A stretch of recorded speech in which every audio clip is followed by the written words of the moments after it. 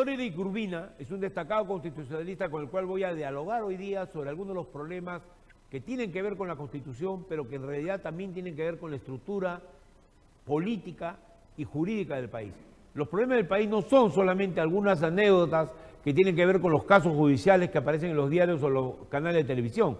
Tienen que ver con temas más de fondo, que son de estricta justicia algunos y otros son estrictamente políticos.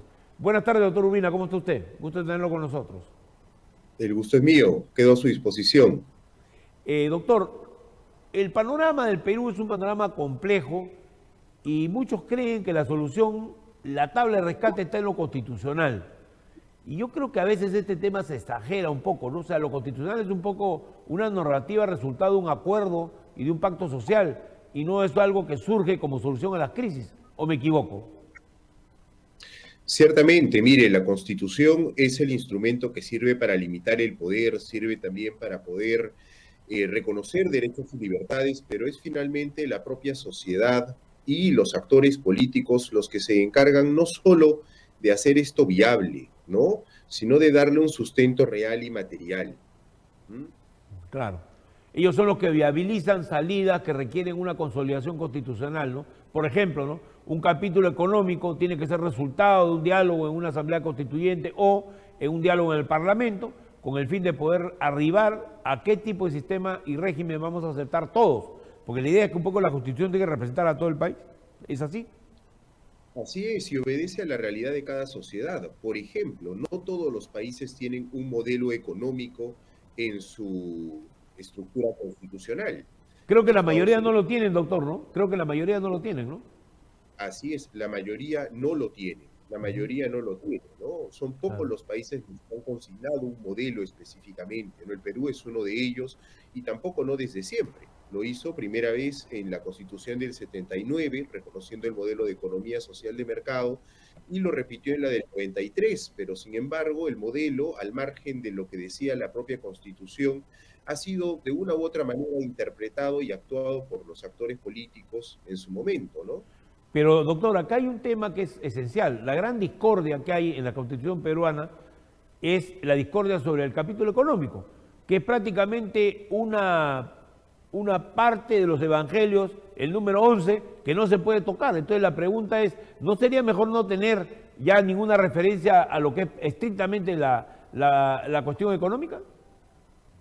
¿O sería Bueno, es imposible? una salida, a ver, es una salida, yo lo veo bastante peligroso porque los países en los que no hay un modelo económico reconocido constitucionalmente, lo que sí tienen es un respeto bastante fuerte y restricto de los derechos y libertades. Claro. Por ejemplo, el derecho a la propiedad, el derecho a la libertad de contratación, a la libertad de comercio, etcétera, ¿no? En el caso peruano hemos tenido malas experiencias tanto con el propio derecho a la propiedad, que se ha llevado a expropiaciones que finalmente no se han concretado con el justo pago de los bienes expropiados, que ha llevado incluso a una situación bastante anacrónica.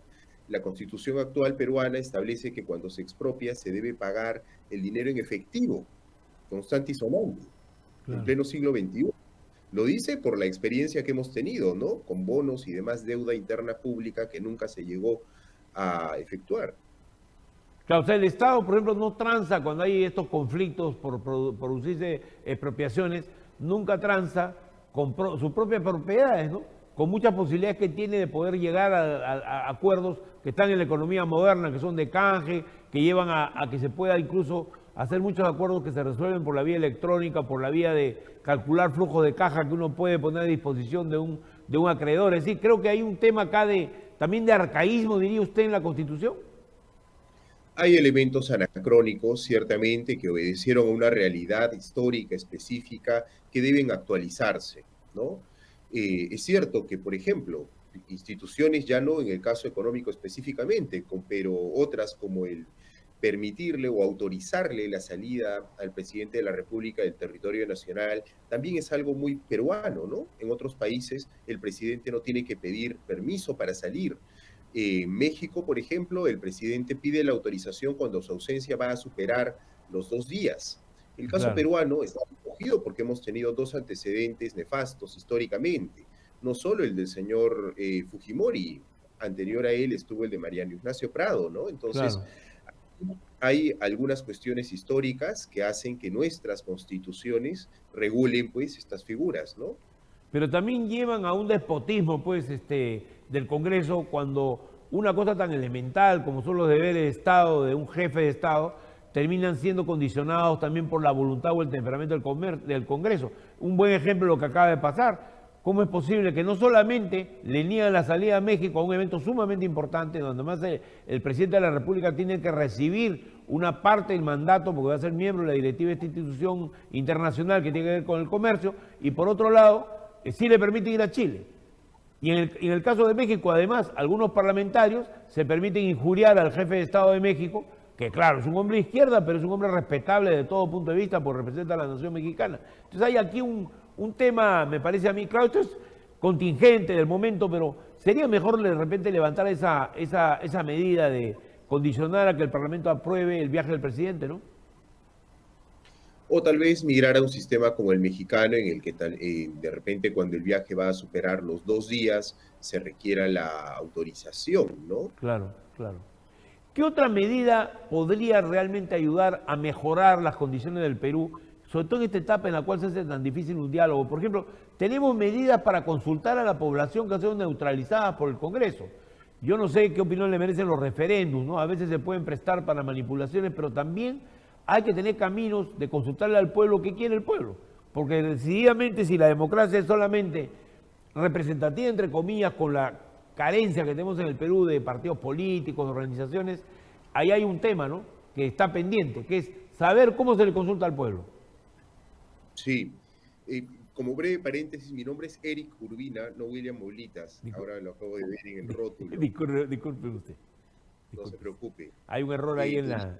Sí, diga. ajá, sí, quería comentarle. Mire, en realidad, por primera vez en la historia constitucional peruana, en la Constitución del 93, se reconocen estos mecanismos de participación ciudadana, entre ellos el referéndum. El referéndum no ha sido limitado por esta ley que pretende derogar el poder ejecutivo, tanto así que no solo se permite en cualquier ámbito, sino que se tiene que suscribir a lo que la propia Constitución establece. ¿En qué casos no está permitido el referéndum? Son tres de manera muy clara.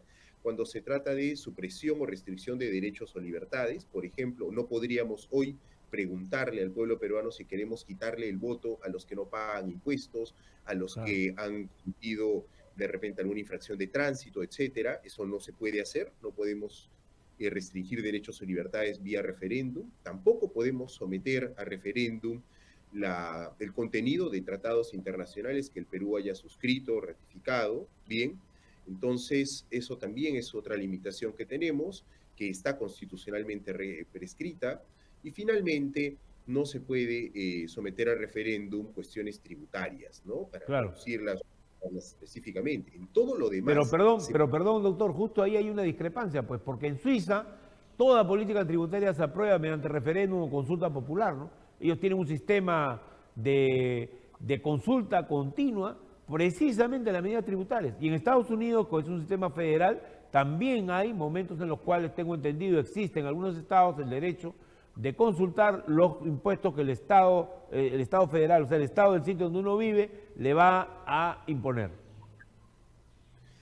mire, el caso suizo es un caso bien particular, es probablemente la democracia directa más desarrollada hoy. Tienen 4 veces al año la necesidad de Así acudir a es. las urnas a votar y se está implementando incluso otros motivos de consulta. Esto no siempre les ha dado un buen resultado a los propios suizos, ¿ah? No olvidemos el caso de los minaretes musulmanes, que Claro. llevó a un conflicto prácticamente diplomático, obviamente, un conflicto diplomático bastante controversial en su momento, ¿no? Es también bastante entendible una democracia directa como en la Suiza en gobiernos o en países que tienen una población pequeña, ¿sí?, y una geografía también pequeña. En el caso peruano yo lo veo bastante difícil, ¿no?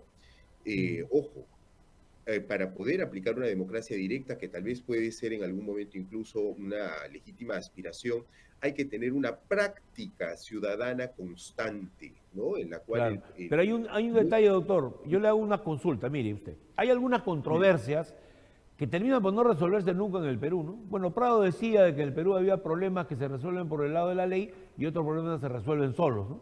Y él era un especialista en resolver problemas solos, que se resuelvan solos. Entonces, ¿qué pasa aquí? Que hay una cantidad de controversias, por ejemplo, como es el límite entre distritos. ¿No podría haber por ahí ya fórmulas que permitan resolver, una vez concluido el proceso administrativo, hombre, resolver el problema, por ejemplo, entre Miraflores y Jesús, o entre San Isidro y Jesús María, o límites de regiones que son tremendos y que duran, hay como 56 problemas de límite que son realmente graves, ¿no? Entonces la pregunta que yo le hago es, ¿no habría mecanismos de democracia directa? No hablo yo del poder nacional necesariamente, ¿no? Que podrían ser prácticos para resolver las diferencias. Sí, yo creo que sí. Estas cuestiones que de repente acontecen al día a día, sí, perfectamente se podrían implementar, ¿no? En ello no tengo ninguna, digamos, observación al respecto, ¿no? Hay obviamente sí unas políticas macro que no solamente requieren una praxis bastante ágil en cuanto al ejercicio ciudadano, sino también un conocimiento de la materia, ¿no? Por Claro, ejemplo, claro. el pensar en lo que significa una nueva constitución. Bueno, antes primero habría que conocer debidamente lo que establece la constitución actual. Yo creo que eso es algo que todavía no conseguimos en nuestro país, ¿no? Yo creo que hay un tema también de tener una cierta fe en que la gente también es sabia, ¿no? Porque hay la idea de que cuando se le da poder a la gente, como son plebeyos, como pensaban los aristócratas, entonces no van a saber ejercer el poder bien. Y la experiencia universal demuestra que hay de las dos cosas, ¿no? Efectivamente hay veces que no se sabe ejercer el poder bien y otras que sí. Entonces de repente hay necesidad de pasar a lo que usted decía, ¿no? Una escuela que tenga que ver con este tema, o sea, que haya una propuesta del Estado que empiece a democratizar niveles de decisión, ¿no? Quizás esa es una fórmula que habría que empezar a ensayar, porque la democracia como está, doctor, basada en códigos inmutables y basada en tradiciones legales únicamente, no está andando bien. O sea, acá pasa algo, pasa que la gente no se siente parte del sistema y es parte también de un problema político, pero probablemente hay problemas constitucionales que deben atender también esas urgencias que tiene la gente de poder saber qué hacen sus autoridades y poder participar en las decisiones, ¿no? Sí, bueno, concuerdo con usted, ¿no? Vea, hemos tenido 12 constituciones. De las 12, la única que fue sometida a consulta al pueblo para ver si el pueblo peruano estaba de acuerdo o no ha sido la del 93. Ciertamente, esa Pero consulta... doctor, disculpe, yo soy periodista, le cuento, ¿no? La del 93, yo soy además testigo presencial de algo que me dijo se lo digo porque seguramente no lo sabe, ¿no? O sea, me dijo a mí el jefe de apoyo. Yo estaba en el Canal 5 en una transmisión comentando como comentarista político y se me acercó, porque en ese momento él era muy amigo mío, y se acercó y me dijo, están mandando toda la información a Chorrillos, ¿no? Y había, ¿por qué? Porque había una elección complementaria donde participaba el hermano de Alberto Andrade en ese mismo proceso electoral y quería el gobierno tumbárselo, ¿no? Para que entrara otro y entró Luis Bedoya. Entonces la pregunta es, esa historia del 93 tiene, yo no digo que lo que puede ser un chisme de un jefe de una encuestadora fue luego corroborado, ¿no? Por la prensa a través de investigaciones. Ahí hubo probablemente alteración de los resultados, ¿no? Por el manejo dictatorial de la elección. Es una versión, pero yo solamente se la dejo presente porque tampoco la Constitución del 93 es tan santa, ¿no? En sus orígenes, ¿no? No, definitivamente, vea, el Tribunal Constitucional que resolvió una acción de inconstitucionalidad planteada por el abogado Alberto Boreo Odría, se pronunció al respecto, ¿no? Y Claro. bueno, primero lo que acabo de decir, que ha sido la única constitución de las 12 que hemos tenido que fue sometida a consulta popular, que en cuanto al resultado mismo, es cierto, existen hasta ahora rumores, no ha habido una corroboración específica sobre la alteración en esos resultados, pero qué duda cabe que tiene un origen de dudosa legitimidad, Así citando es. expresamente lo que el Tribunal Constitucional ha dicho. Y ojo que Alberto Borea arranca desde ahí una pelea por la democracia, que funda el Foro Democrático, ¿no? Y da lugar a un movimiento muy fuerte que al final acaba con esa dictadura, ¿no? Sí, bueno, Con el pero tema constitucional como una de sus banderas, ¿no? Como una de sus banderas, eso que usted dice, esa parte de legitimidad que no estaba aprobada, pero que aparecía, ¿no? Para muchos sectores de la población, ¿no? sí, efectivamente, o sea, de origen hay una dudosa legitimidad con la Constitución del 93, sin embargo, hay una legitimidad de ejercicio, a mi juicio, ganada. Hoy por claro. hoy, el propio presidente Castillo y el régimen que tenemos en nuestro país están parados en la Constitución del 93. No es un Se modelo están peleando con la Constitución del 93 en la mano, ¿no? Algo increíble, ¿no? Es una... efectivamente, pero vea usted cómo no solo lo permite, sino entre otras Claro. cosas va dando algunas soluciones, ¿no? Sí, claro, claro, Yo claro. creo que hace muchos años definitivamente crisis como esta hubiesen sido resueltas rápidamente con los tanques en la calle, con un militar en palacio, Así pero es, ahora así es. estamos en un régimen democrático constitucional, va aguantando nuestra constitución. Habrá que ver Claro, hasta cuándo, obviamente claro. espero que sea siempre y que con el paso del tiempo también hagamos las reformas correspondientes, ¿no? Digamos, hablemos de la reforma, doctor. Mire, yo soy escéptico, después de haber visto la experiencia chilena, se lo confieso con toda... Soy escéptico de una reforma constitucional exitosa cuando no hay unidad de un país, ¿no? Y en el caso de Chile, además, también ha demostrado cómo la democracia directa tiene límites muy claros. O sea, la gente en la calle controla el 38% de la Asamblea Constituyente y termina viendo una constitución que tiene muchas cosas que son muy importantes, ¿no? Pero ciertos excesos que polarizan con la clase media y crean una situación indefendible, o sea, inmanejable, que ha llevado a tener que redefinir el proceso. Pero en el Perú, ¿cómo podríamos hacer un proceso de reforma constitucional que no sea solamente llevar 4 papeles al Congreso, como se ha hecho otras veces, y hacer algo que sí represente la voluntad de la población, por lo menos una afinidad con la población en lo que la gente piensa, ¿no? Quisiera yo que usted me formule cuál es su, como especialista en la materia constitucional, cuál sería el camino de reformas que podrían ser participativas y a la vez ser de fondo en algunos temas constitucionales. Sí, mire, siempre concurre una narrativa en torno al nacimiento, incluso también reforma de una constitución. Por ejemplo, los mexicanos tienen a la Constitución de Querétaro de 1917 y no se Claro, les ocurre cambiarla. Es lógico. una constitución que ya tiene más de 100 años y que tiene más de 100 reformas también. Pero nacía una Nos, revolución, doctora, nacía una revolución, es un así proceso, ¿no?, de nacimiento de la nación en una nueva etapa muy nítida, ¿no?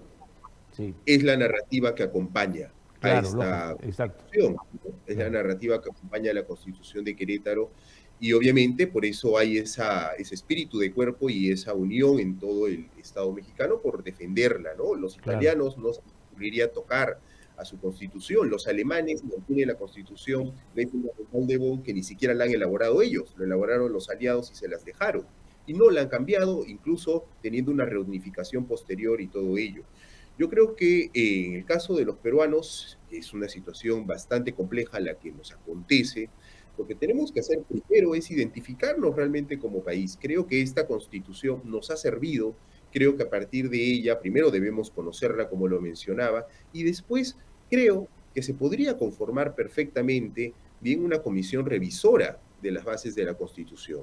Tal vez la del 2000 que se conformó y pretendió juntar a personas de distintas tiendas claro. políticas, pensamientos, no ha bastado. Bien, creo que podríamos hacer algo similar. Yo era asesor del Congreso, doctor, el año 2000, el 2001 fue en realidad, cuando el presidente Paniagua asume el poder, yo pertenecía a un grupo de asesores que participábamos en su grupo parlamentario, y él encabeza un proceso y son 56 reformas, poniéndose de acuerdo con los fujimoristas, con el APRA, con todos los sectores, ¿no? Pero era claro un momento de apertura después de 12 años de dictadura. Ciertamente ahí hubo un cambio, como usted dice, una narrativa que también ayudaba. Pero el problema es que ese periodo fue demasiado corto, como usted bien dice. ¿Cómo hacer una reforma entonces ahora? Porque si es una comisión de notables, le voy a contar. Yo he estado de asesor también de la Comisión de Justicia cuando se hizo la última reforma del Código Penal, ¿no? Que tiene muchas virtudes, pero que tiene un gran defecto, pues que al final lo hacen los penalistas, ¿no? Y hay varias cosas que son a la medida y terminan siendo un problema luego cuando usted se pone a trabajar en la realidad judicial. No digo que pase lo mismo con una constitución, pero ciertamente hay que tener una precaución que no sea solo un grupo de notables el que haga esto. Se tiene que hacer que la gente también participe, ¿o no? Me parece a mí, ¿no? Sí, Que lo que hay que rescatar de la experiencia chilena es la participación de la gente masiva. Siempre serán pues 200, 300.000 personas, pero usted tiene a través de esa ruta realmente una inversión de esfuerzo que vale la pena, ¿no? En recibir lo que la gente siente y lo que la gente quiere, ¿no? estoy de acuerdo. Definitivamente una reforma, a mi juicio, siempre debería pasar por referéndum, ¿no? Y en este Claro, caso, esta comisión no debería estar integrada solo por constitucionalistas, ¿no? claro, Obviamente deberán tener una participación, pero también colegios profesionales, gremios, bien, representantes de comunidades campesinas, nativas. Prácticamente es una constituyente, doctor, en el sentido lato del término, ¿no? O sea, no tiene las funciones de ni toda la laraca política que seguiría la elección de una constituyente, pero podría ser una comisión suficientemente representativa. Sí, yo parto por eso, a una comisión Claro. suficientemente representativa. Para que haya una constituyente tiene que haber un momento Ah, constituyente, ¿no? Y no claro, hay, lamentablemente. Esto es claro. algo que obviamente lo analizamos ahora, tal vez desde el fuero académico o desde los medios, Así es, pero así es. un sentimiento que cuando aparece, aparece, ¿no? Hoy podemos decir que no, mañana de repente el pueblo dice que sí, y acudiremos como dos ciudadanos más que somos. Claro, lógico. Pero ahora mismo no veo propiamente un momento constituyente, ¿no? Sí una necesidad de reformas, especialmente en las relaciones entre Ejecutivo y Legislativo, pero no hay, más allá de eso, creo, una fuerza popular que empuje algo distinto, ¿no? Claro. O sea, no hay en este momento un impulso de ese cambio, a pesar de que lo intentaron los que habían ganado las elecciones. Sin embargo, yo creo que un error que han cometido, sobre todo la fuerza de izquierda, ¿cuál fue? Es convertirlo en un mantra y no convertir eso en un programa político, porque tú no vas a hacer la transformación de un país a partir de la Constitución. Ese es el colmo del legalismo, es subordinar la política. Y había que tener un buen programa político del cual tú convences a la gente y sobre eso construyes reformas que además no la discutes en tu partido, la tienes que discutir con el pueblo, ¿no? El proceso previo es el más importante para lograr tener un consenso y evidentemente que haya un momento en el cual la gente tome la decisión, pero esto se convirtió en un dogma, en una cosa cerrada, en que era exclusivo de un solo partido y terminó pues siendo un desastre desde el punto de vista político. No ha logrado sus objetivos, ¿no? Así es, ¿no? Y junto con ello, pues un gobierno que ha comenzado a delegitimarse de manera acelerada, ¿no? Hoy por hoy, creo Claro, yo, no tiene fuerza para mantener una postura o una propuesta como esta que es bastante relevante, ¿no? claro. Ahora, finalmente, doctor, si usted tuviera que hacer cambios en la Constitución, yo creo que hay una manzana de la discordia, una sandía de la discordia, para ponerlo en términos más apetitosos, porque estamos de cerca de la hora del almuerzo, ¿no? O sea, una sandía de la discordia, que es el tema del capítulo económico, ¿sí? Y en ese capítulo económico hay pues algunos problemitas un poco serios para un futuro desarrollo del Perú. Entre ellos está el de los contratos ley. ¿Qué opinión le merecen a usted los contratos ley? De repente no le merecen una opinión contraria, favorable, no sé. ¿Qué opinión tiene usted al respecto? Mire, los contratos ley hay que partir diciendo que hoy por hoy ya son los menos. Me parece que son 4 o 5 los que están vigentes Así desde el es, 2000, claro. ¿no? Cuando un Estado es serio, cuando un Estado hace respetar las leyes y dentro de ellos los propios contratos, no hay necesidad de firmar contratos ley. Así es. ¿Por qué? Porque hay un respeto entre las partes y obviamente se sabe que para poder modificarlas hablan las partes, como Claro. sucede incluso entre cualquier negociación. El Perú hoy, yo creo, no está aún, tal vez si seguimos por este camino de inestabilidad permanente, podríamos volver nuevamente a esa inestabilidad permanente en el ámbito económico también, Claro. pero creo yo que ahora mismo no hay una necesidad de contratos ley propiamente, ¿no? Ya. Yo creo que es evidente que eso fue un gancho en un momento dado que había que competir con un mercado internacional muy desfavorable de inversiones, pero creo que ahorita, efectivamente coincido con usted, ya cumplieron su rol y sencillamente no hay que defender eso como una política futura. Pero hay otros temas, por ejemplo, la propiedad de los puertos. La propiedad de los puertos, doctor, es un tema controversial porque han terminado en manos de un país que es amigo, que es Chile, pero que tiene todo esto una correlación muy importante en un momento que el Perú, por ejemplo, está auspiciando el puerto de Huacho, que va a estar en manos de los chinos, y que va a significar, de Chancay, perdón, y que va a significar un giro en la política internacional del país. Entonces, en un momento era irrelevante quién manejaba las maniobras para que los barcos entren al puerto, quién manejaba las grúas, etcétera. Pero hoy día eso se vuelve un tema que puede implicar problemas de seguridad nacional, no en el sentido de una guerra o de enfrentarse, sino aspectos de seguridad para el país de manejo en sus puertos, que además en Estados Unidos lo maneja el propio Estado, eso que está claro, los concesiona, pero el Estado es el dueño de los puertos. ¿Cómo ve usted, por ejemplo, este tema, que es un tema agudo, que también ha sido señalado como un punto de reforma constitucional? Mire, yo creo en la eficiencia, venga de donde venga. Si es que el Estado no la puede generar, no puede administrar de manera eficiente y eficaz, bien, debe de buscar a alguien que le ayude y si ese es el privado, bienvenido sea. No, hablamos de Junto, la gerencia privada, doctor, es bienvenida, por supuesto, ¿no? Yo le estoy hablando del concepto de quién debe ser el propietario de algunas cosas estratégicas importantes, no digo todo. Yo no creo en la estatización, yo creo que debe haber selectivamente cierta responsabilidad del Estado, como mantienen los estados europeos y muchos países del mundo, pero que se pueden concesionar al sector privado, ¿no? Así es. Ahora, vea, junto con ello, y para terminar la idea, Sí, definitivamente tiene que haber una visión geopolítica. No podemos dejar de lado ello, ¿no? claro, Entonces, obviamente, tenemos algunos países que son amigos y otros que son menos amigos, por usar un término claro, amable. Entonces, claro. ello el Estado peruano debe actuar también con astucia, ¿no? No puede ser, pues, cándido y entregar nuestros puertos bien, a de repente países que puedan tener un interés contrapuesto con el nuestro, ¿no? Claro, en En este ello, momento, hasta hace poco Chile no lo tenía, para hablar claro, ¿no? Pero este ujú, interés se empieza a volver contrapuesto porque hay una competencia con el puerto de Iquique, ¿no? Y otros puertos que ellos quieren tener para tener el control de esta área del Pacífico. Y el Perú, con el puerto de Chancay, les está metiendo un tremendo golpe. Y encima hay una propuesta más para hacer en Paito otro megapuerto. Entonces es un ujú. momento de conflicto, claro, no intenso, no estamos hablando acá de Gabriel Boric que está contra el Perú, no, pero sí estamos hablando de un momento en el cual es mejor pensar geopolíticamente, como usted bien dice, ¿no? Sí, definitivamente. Creo que debemos tener un actuar siempre en ese sentido, ¿no? Una visión geopolítica y pensar en nuestros intereses primero, ¿no? Claro. Doctor Urbina, yo le agradezco mucho la entrevista. Ha sido una entrevista más allá de lo constitucional. Yo le he pedido opinión sobre varios temas, pero creo que ha sido bastante interesante. Yo le agradezco porque esta entrevista la van a escuchar en 40 ciudades del Perú. Mucha gente está ahorita pidiendo iluminarse sobre lo que pasa en el país y saber cuál va a ser el destino futuro de nuestra nación, y el tema constitucional es uno de ellos. Le agradezco mucho la entrevista. A usted, muchas gracias. Muy Muy amable. buenos días. Amigos, Sinfloro ha dicho su palabra en muchos temas, pero uno de ellos que es muy importante es el tema constitucional. Y vemos que hay mucha dificultad en poder hacer una reforma radical de la Constitución de manera inmediata. Y eso se ha perdido porque hay una derrota electoral de por medio, se ha perdido porque se ganó las elecciones del año pasado y luego se perdieron terriblemente en el mes de las elecciones regionales y municipales en este mes pasado, de octubre. Y eso afecta pues las posibilidades. Y además nadie estaba muy convencido de que un partido político tiene que funcionar con un solo lema, porque uno tiene un programa, o sea, tiene varias cosas para ofrecer y de ahí salen los elementos para cambiar una nación. No hay que ser seguidores muchas veces de los mantras como recitan los budistas, o ser fieles seguidores de una sola consigna, un solo lema. Vuelvo con ustedes en la próxima edición de Sinfloro.